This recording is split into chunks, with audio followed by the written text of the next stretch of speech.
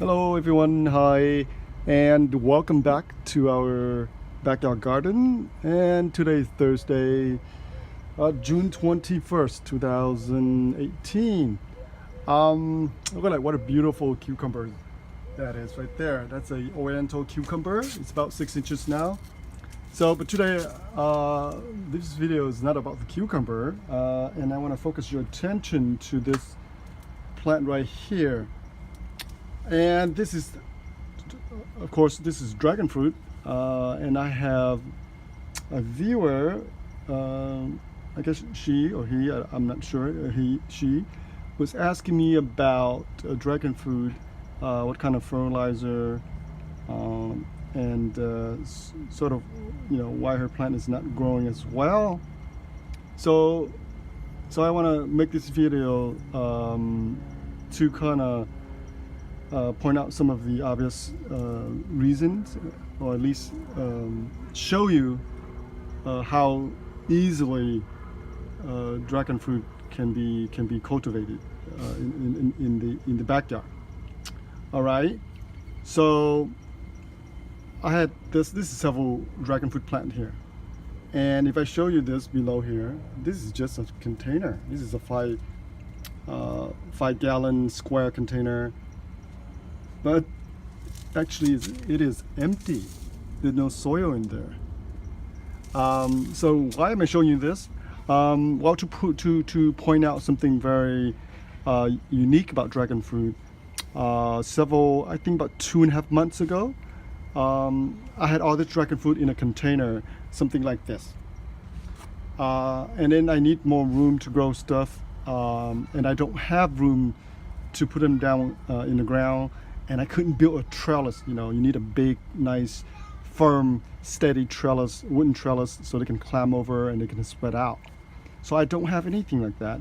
So I finally decided to remove them and dig them up. So after I dug them up, I just leave them in this container, completely soilless, like this. And believe it or not, they are not dying. They actually are growing to a certain extent.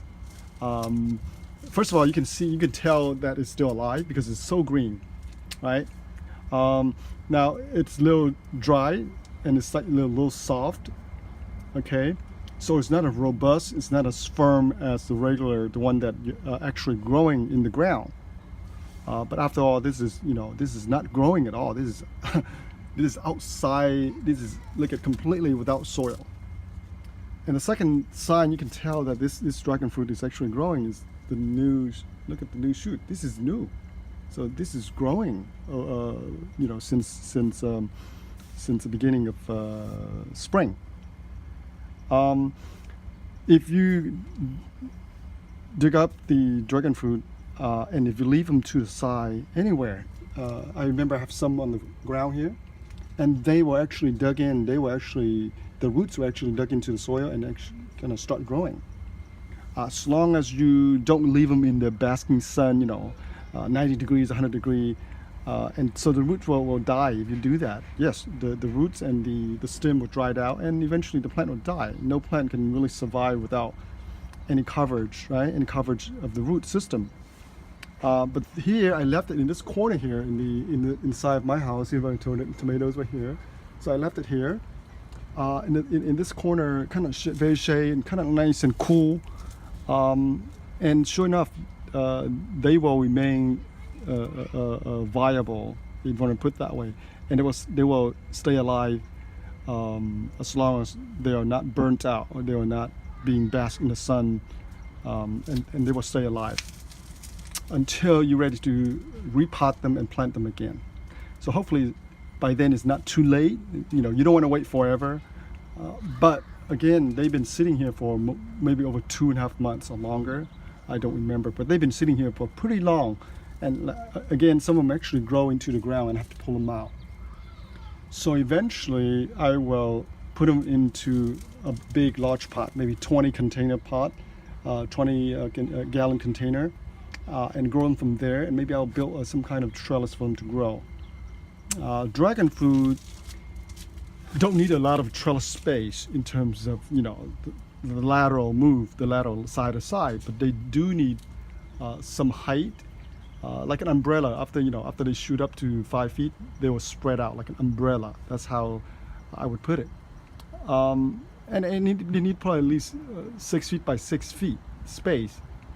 And they have thorns, so you can't really grow them, you know, next to some walkway, something, because, you know, you cut, people walk by and they don't get cut, then you get the thorn, the needle thorn will puncture your skin very badly.